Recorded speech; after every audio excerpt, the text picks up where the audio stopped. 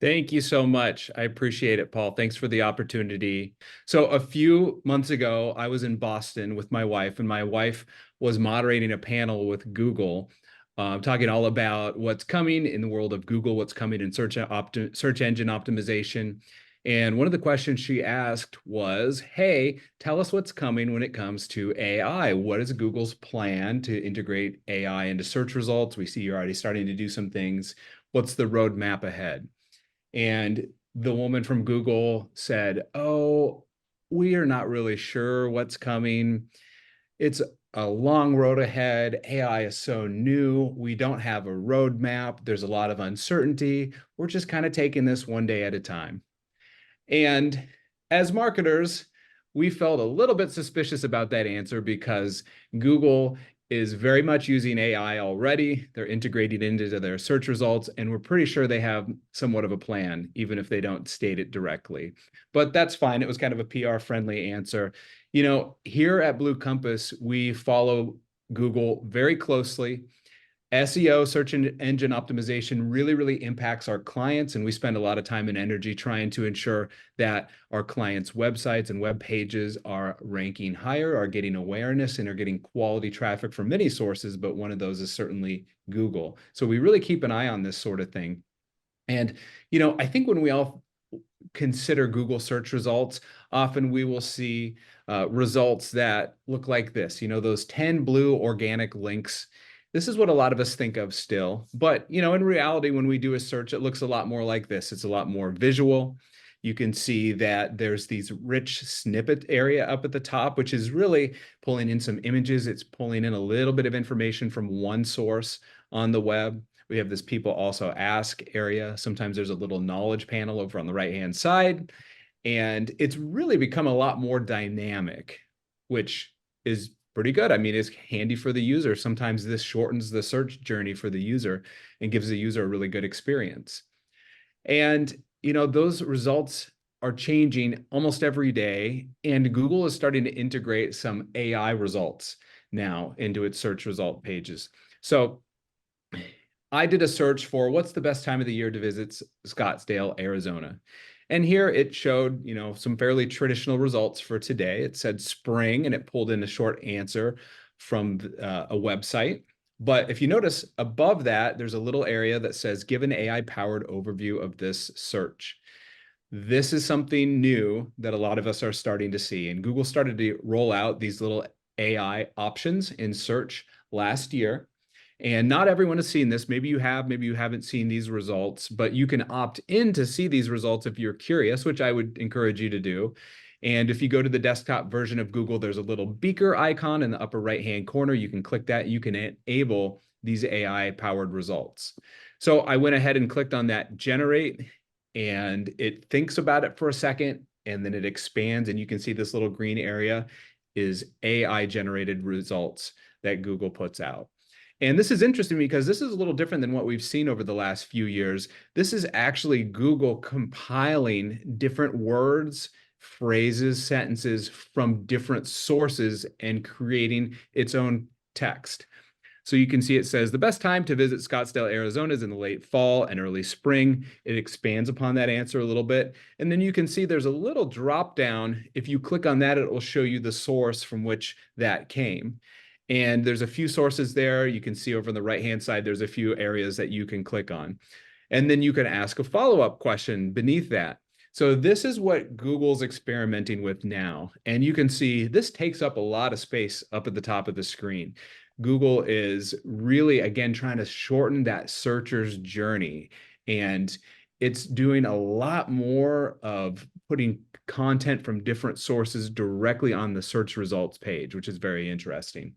So here's another look at it in action, and you can see the little colored area thinks about it, and then it has all these results. Again, this is being written by Google's Gemini AI, and it's really pretty interesting. And so we're seeing a lot of this when it comes to search right now.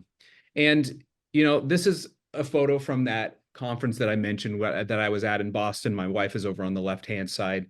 And, this seems like really handy for the user, that it's pulling in these search results, that it's generating these clear answers for us. But I think there's some downsides too that we've been thinking about here at Blue Compass. And one's is just concerns about taking content. More and more, Google is feeling comfortable with grabbing content from other sources and using it in its website results.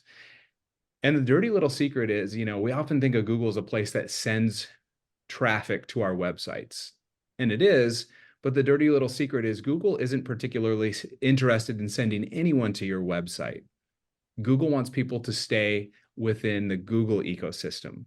That's where they can monetize people. That's where they can impact their bottom line. They want people to click on ads. Google is a big corporation. They're a business. They want to keep their shareholders happy. So sometimes we all forget that, everything Google does is really to become more profitable to its shareholders, because it's a business. And that can be a little frustrating, I think, sometimes when it fuels the decisions that it makes. And in December, there's actually a class action lawsuit led by an organization called the Helena World Herald. And it states that Google is siphoning off too much information from other websites. And I think you can see it's really doing this with these AI results. And you can look at that as a good thing or a bad thing. But, Google is grabbing other people's information. It's using all the other websites in the world as their database. This isn't their information. They don't own it, but they're grabbing it and they're displaying it on their web pages. Whereas maybe you or your organization have a database that you created, that you maintain, and basically Google is taking some information from that. So again, that can be really good for the user, but not necessarily for your organization, depending on how you look at it. And a lot of marketers are concerned, if Google's going to continually pull in these images and information from other websites, is Google eliminating the whole purpose for people to go to that website? So there's really two schools of thought about it. I mean, I think that is true in some scenarios. In other scenarios, if you can create really good, high quality content and someone finds some of that answer on Google's search result page, and then maybe they'll click through if they're interested in finding out more. So there can be opportunities there, but a lot of marketers are getting concerned about that. And we're seeing more and more organizations are putting code on their site that disavows Google's AI bot. In other words, it doesn't allow Google to grab information from their site and display it in search results. That is something that you can do. And so that's very interesting, and we're keeping an eye on that sort of thing. Another thing that's a concern is that Google doesn't always source the information. You see this in ChatGPT also, and in a Google Gemini search. If you go into Google's chatbot, it'll give answers, it'll give information, but it's not necessarily sourced. And, this could be a negative thing, because especially maybe a younger person is looking for some answers and they read it within the Google's platform or ChatGPT's platform. There's no sources, and that person just takes it as the gospel truth. It isn't necessarily the truth. It could be someone's opinion, and these chat platforms are certainly fallible. And as marketers, we want ChatGPT to source the information so that people will come back to our websites. So that's a concern people have as well. Privacy is another one, of course. There's a lot of organizations now that are closing down AI tools at their office. So in other words, people can't use ChatGPT. They can't use Google's Gemini platform. And so that's another concern that's kind of evolving. And then a final concern is that, oftentimes in these Google results and ChatGPT, the information just simply isn't accurate. So I did this search here for who is Van Harden. This is my dad. There's a lot of information online about him, and it gave me this little bio here that I thought was interesting. So I read it. I went through it to see if any information was inaccurate, and there was some inaccurate information. I underlined it. And as you can see, a lot of this information is inaccurate. I don't know where Google's Gemini platform, it used to be called Google Bard, I don't know where it got some of this information. It doesn't cite it. I don't know where it came from. And it's even at the end here, it says he will be missed by his many fans and friends. He's still alive. Kind of sounds like he's not here in this platform. So I think there's a lot of pitfalls here with some of these AI tools. I don't think that surprises any of us. But there's still incredible opportunities for you and your website if you're willing to change your SEO practices a little bit. And I think it's really handy for us all to think about this because we believe Google will roll out these AI results to everyone sometime in 2024. And we all want our websites to be prepared for that so that we can get as much awareness and exposure as possible in search results and bring quality traffic to our websites. So that being said, I'm going to share with you 7 ways that you can prepare your website for AI-powered search. And the first one here is just to embrace large amounts of original copy. You know, for years, we've seen the rise of video marketing. You look at a platform like TikTok, and this isn't surprising. TikTok, Instagram, every social media platform for the most part is really encouraging people to post videos. It'll give them often an algorithm boost if you do post a native video on that platform. And, you know, there's a lot of focus on younger people. A lot of people say younger people want to watch videos. They don't want to read copy necessarily. But with this rise of all these AI chatbots in the last year or so, there's more of an emphasis on copy and content. And, you know, the copy on your website matters more than ever. Having original, high quality copy matters more than ever. And, you know, at Blue Compass, we're a digital marketing agency. We build websites, we do search engine optimization. And a lot of the times when organizations come to us, we look at their websites, and one of the things that we see that needs to be improved is the amount of copy on websites. Most people think, you know, my website should have just a little bit of amount of copy. I don't want it to be cluttered. You know, people want to just take a quick look and then they want to go elsewhere. I don't want to have all these words. And I understand that, and there's probably some truth to that. But over and over again, we see that the web pages that have more high quality content do better in search results and have people spend more time on them than pages that have just a shallow amount of copy. So if you think if your web page, you have a service line and it has 1,000 words, and then your competitor's service line has 100 words, which of those pages has more potential to add value to the visitor? We would argue it's the page with 1,000 words.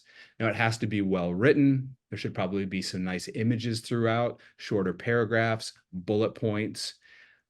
But those pages can really have a lot of potential to add value. And if you think about, you know, when you go to a web page or if you go to a blog article that you're really, really interested in, you know, you'll probably spend 4 minutes, 5 minutes, 10 minutes, 11 minutes on that page if it's really good content that you're interested in. 100 words on a page is not enough. We suggest to have 600 words or more on your web pages. Now, that doesn't have to be every single page, but it should be most pages on your site. Pages like the contact us page, it doesn't need, you know, 600 words or more. This is an image from a study by Ahrefs, and it shows you the amount of organic traffic, that means non-paid traffic, traffic from Google, and it correlates it with the number of words on the page. And generally, you can see here, the higher the amount of words, the more traffic that it gets from Google. And so encourage you on your website, you know, don't hesitate to put a lot of really high quality content. Maybe you need to consolidate some of your pages. Maybe you have a couple pages and both of them only have 100 words. Maybe those need to be combined, but don't be afraid of having more high quality content on your website, because again, Google's AI results is looking for well-written original copy to pull to its website. All right, number 2 is to use simple, concise language. This might be something that all of us are a little guilty at from time to time, but you know, whatever industry you are in, you use the right acronyms, you use the right vernacular, you use the right terms and words. But sometimes our audience doesn't. An example of this is we were working with a medical client, and this medical client was trying to promote a bariatric surgery page on their website. They wanted people to come and inquire about bariatric surgery. And so all over the page, it said bariatric surgery, bariatric surgery. Well, that's the proper term, but after doing keyword research, we found that here in Iowa, people don't search for bariatric surgery, they search for weight loss surgery. And that's not what it's called. That's not the proper term, but that's how their audience speaks. working with a transportation company, and they talked all about having transportation engineers, but people search for truck drivers. It's a different way to phrase it. So just an encouragement to think about how your audience searches, and then also don't be too technical with the copy on your web pages. Don't be too technical. Try to write it in a really conversational, readable tone. This is what Google says. This is a quote from Google here. Google says, don't try to be super entertaining, but also don't aim for super dry. Be human. Sometimes we can try to get too fancy, too silly, too entertaining, or too dry with our copy. Be human. Get a really good copywriter and write copy the way that people talk. All right, number 3 is to alter content to fit AI results.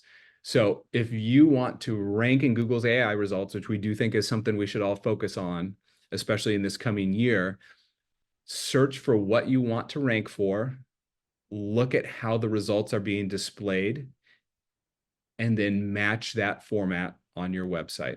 I'll show you what I mean.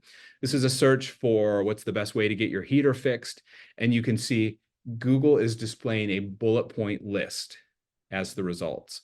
So that means if you would like to have your web page rank in Google and be displayed here for this query, you should have bullet points on your web page.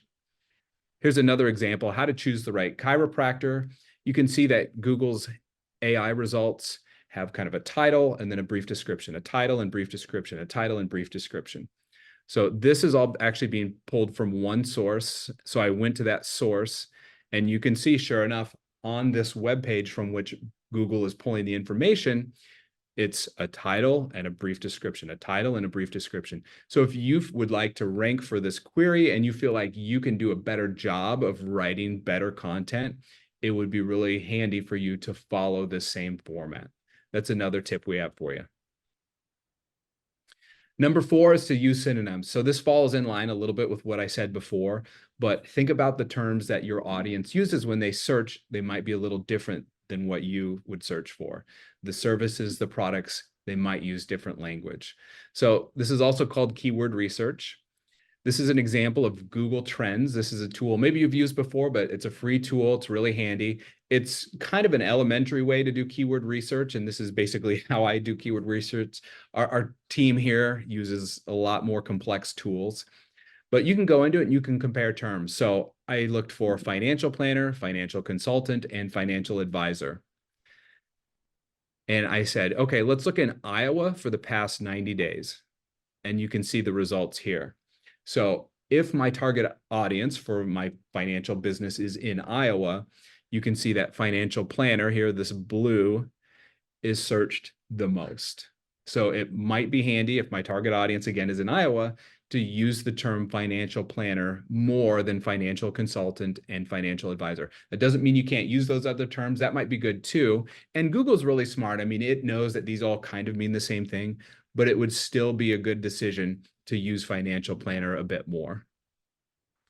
You scroll down a little bit, it actually breaks things down by city, by metro. And if my target audience is just Des Moines and Ames, you can see that actually financial advisor is searched for the most. So I should probably use that term a little more. So again, this is called keyword research, and encourage you to check out a tool like Google Trends to discover how you believe your audience is searching. All right, number 5 is make your website an FAQ.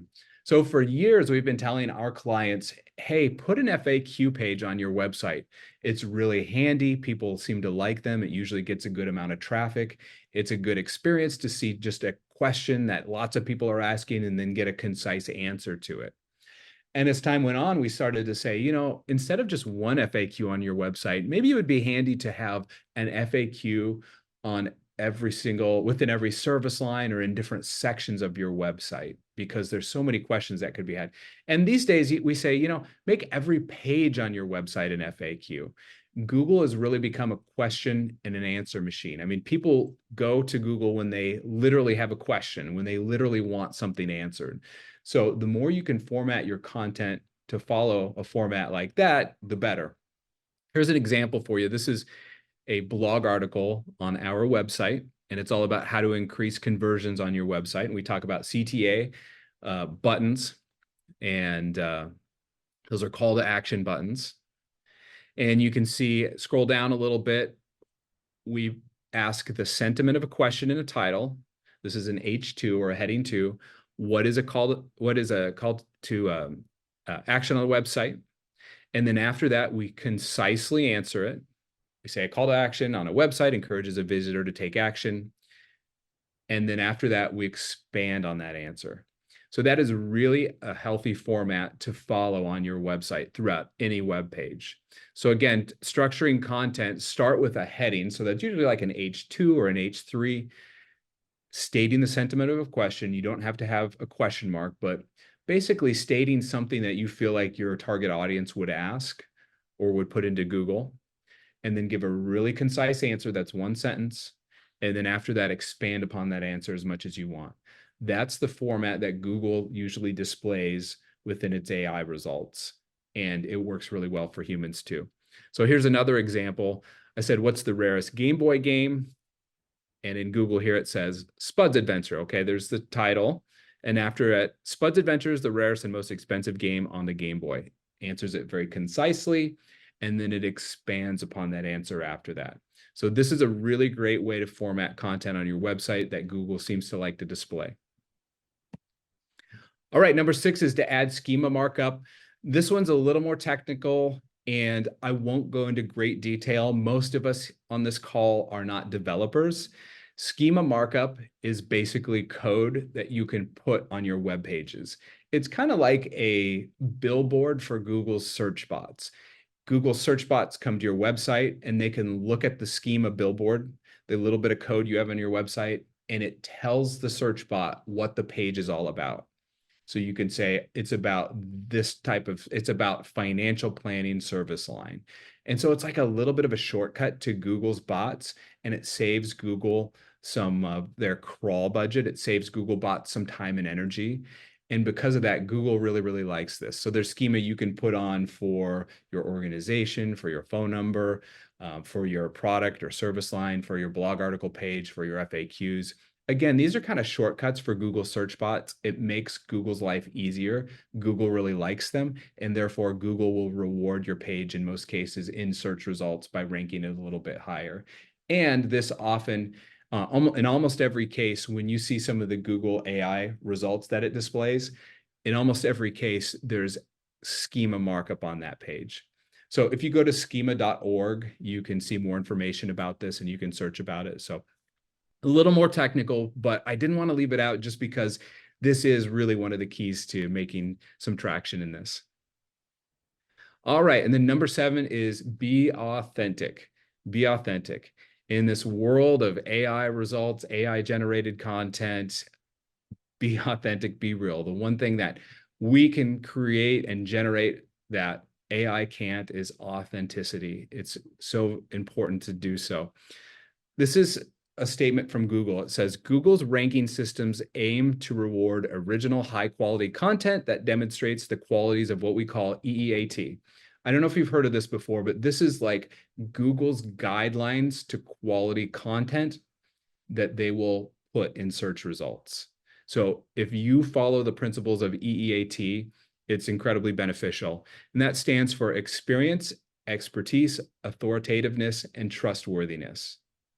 Now, I could do a whole talk on this. I don't have time to get into this too much. I really encourage you to check it out and Google EEAT.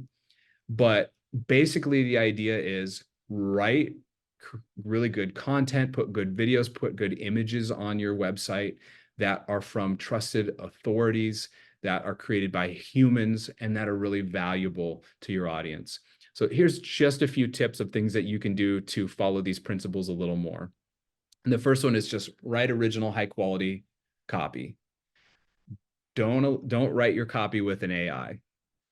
You can still rank in search results if you have copy written by an AI. But remember that copy in most cases, depending on how you have it written, exists elsewhere on the web. Sometimes it's compiled together. It might not perfectly follow the voice of the copy that you have on your website. And so Google loves original content that doesn't exist elsewhere. So you can use, here at Blue Compass, we never have AI write web copy for us, but we will use it to help us with brainstorming or help us think about a different way to write a title or something like that. So we believe AI is great to supplement a marketer's work, not to do a marketer's work for he or she. Use IRL photos. This is a big one. And my wife is doing this a lot. She works on some really big brands in real life photos. In other words, try to stay away from stock photos. We actually see pages with real photos that someone took on their old iPhone 7 will often rank better than pages that have stock photos, even though they look better. And I think the reason is, those stock photos aren't authentic. They exist elsewhere. They're duplicate content. Whereas if you actually take a photo and use it, then it's real, it's authentic.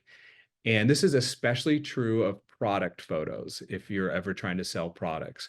So does this mean it's wrong to use stock photos? It's not wrong to use stock photos. Sometimes you have to. And I have a personal website. I try to always use real photos, but occasionally I'll be like, I don't know, I don't have a picture of this. I'm going to have to use a stock photo. So even I use one occasionally, but try to use real photos. Gain links and mentions from credible sources. Links are still one of the signals that Google uses to rank your website and to rank it in AI results. So when Google sees a credible source mention your brand or link to your website, that's a great signal to send to it. Keep your content up to date. This is really important, especially if it's not evergreen content. Google wants to know that it's trustworthy, that it's recent. Gain reviews. This one can be difficult, but basically the more Google reviews you get and reviews from other sources, the better. Sometimes even if they're negative reviews, Google will rank it higher. And then feature your people. This could be through an author bio page, mentions of their expertise. So one of the things that my wife does, she works with a lot of brands that have products, and she will say, product reviewed by, like if it's an energy drink or something, product reviewed by energy drink expert Drew Harden. So she'll add that person's name and title and talk about their expertise in the content, and then link to a bio page where it actually talks more about their expertise and how that person knows what they're doing. Google really is spending a lot of time trying to establish the author of pages and who that is. And so this is different than we've done things for a while, because so many pages, don't necessarily have an author bio, and it's written by, the organization and not an individual. And with some of our clients, this creates some internal politics. It's like, who should we have be the author of this page? Who should we reference on our team? What if someone leaves? And those are good questions, and it's not always perfect. But this is something that Google really likes when you associate your content with an individual. Really important to do. So there's a few tips for you. I'd love to hear what questions you have. And don't hesitate to send anything else in the chat if any of that spikes a question or anything of interest. All right, Drew. We had some good questions asked already. And so one of them is pretty big, and I'll let you go as deep as you care to, but explaining this topic is going to be pretty tough. What determines Google's decision to use a particular website, and can a company leverage that decision? And I'm going to say that probably occurred about the time you were talking more snippet versus SERP page kind of concept. So that's the context, I think. Yeah, that's the big question. That's the question we wrestle with every day. And that's what search engine optimization is all about. Google has over 200 factors it looks at to determine what page to feature and where to rank pages. And no one knows, I don't even know if Google knows what all of those 200 factors are. It changes all the time. They're always tweaking things. They're always trying to make their algorithm better so it can provide better results so people spend more time on Google. So, some of the big ones that I mentioned is, I think it gets easy to get caught up in like the algorithm and it can get kind of technical in our mind. But the real big thing is, think about your audience. What can you do to provide value to them? What can you do to answer their questions? What can you do to make them want to spend a lot of time on that page because they're getting value? And, there's many more technical factors. It's about using the right keywords. It's about having a page that loads really quickly. It's about having great experiences for people. It's about having links to your site. And one of the big factors too is how long are people spending engaged time on that web page? Google watches what people do on your website. So if people are coming if you have 1 million people coming to your page every day, but they're only spending an average of 10 seconds, that page probably will not rank very well. But if people are spending, 3 minutes, 4 minutes, 9 minutes, 10 minutes, that's a lot better signal to send Google, because it's saying, hey, people find this so valuable, they're spending a lot of time with it. So that's one of the factors too. So in a nutshell, it's all about providing just really quality original content. Excellent. And Drew, what I tell my clients is whatever makes Google look better is what they're going to enjoy from you. So giving great content, etc. Don't make them look bad. You make them look bad, they're not going to like you. So Yeah, Google wants I mean, it all comes down to that, and they're trying to make money off of getting people to the website with the honey of the organic to click on the paid, right? So if you keep that all in mind, you're going to know what their motivations are. So excellent answer, Drew. And it is very complex, isn't it? It's very, very complex. Okay, so large amounts of copy. You mentioned large amounts of copy, and what the person who's asking the question said was, do you mean for articles, thought leadership blogs, or content, things like that, or for product or service pages? yes, yes, and yes. I mean, for everything, except, sometimes there's pages on your website, again, like a contact page that doesn't need that much copy. And I want to be really clear that this doesn't mean you need to stretch your content and just put filler content in there just to get a lot of words. That's not the right approach.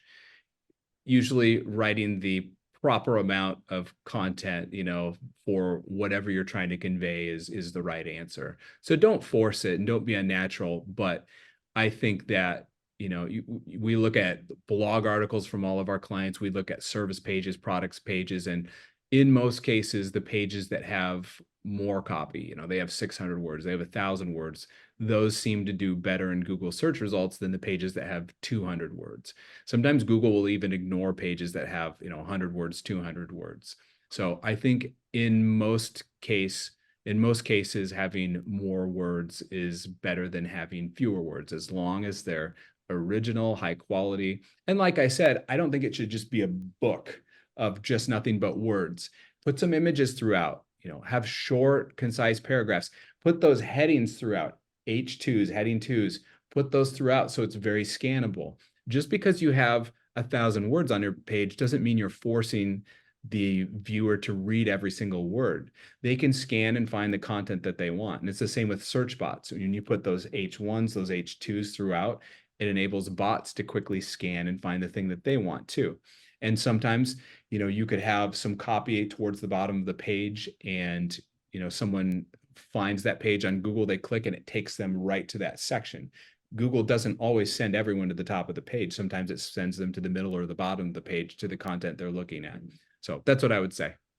Excellent. That's a great answer. And I love the fact that you went on to the H1s and H2s. Very important concept. And you just have to think about it from your perspective. Why would you spend time on somebody else's page? It's because you're getting some value out of it.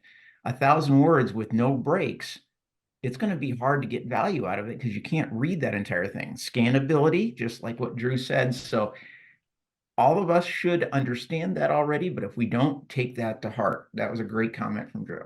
Now, I think the last question we have, Drew, it probably floats right into what you were saying here, but let's double check here. It says, in regard to product pages, very specifically product pages, beside having more content, is it necessary to go in and make new content for these product pages quite often?